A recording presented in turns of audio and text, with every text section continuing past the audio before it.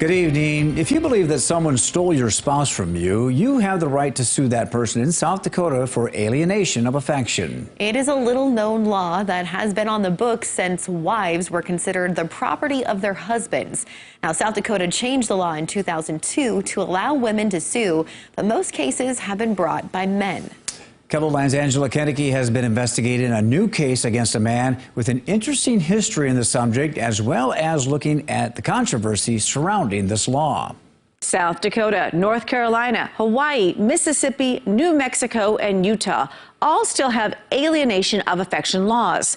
But the attorney who has brought dozens of these cases to court in the last 2 decades says these kinds of lawsuits can still be filed in other states. Most every state has some species of this, and it's called either negligent infliction of emotional distress or intentional infliction of emotional distress. One of the most covered alienation of affection cases in South Dakota was against Glenn Brenner, who was the Pennington County State's attorney more than a decade ago.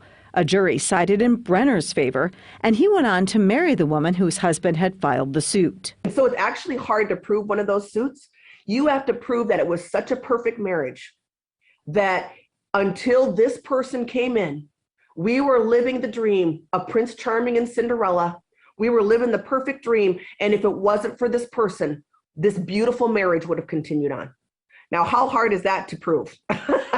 Former South Dakota State Representative Melissa Magstad unsuccessfully tried to get the legislature to do away with the law in 2012. These are not the kind of things that are silent types of lawsuits. These are interesting lawsuits. One of the arguments for doing away with the law is that the public court filings make people's personal lives a public spectacle. We heard those concerns from Sioux Falls businessman Judd Pins and his family when we inquired about a new case of alienation of affection filed against Pins by Peter Sanchez. Pins was sued for the very same thing, involving the woman he is now married to, about 20 years ago.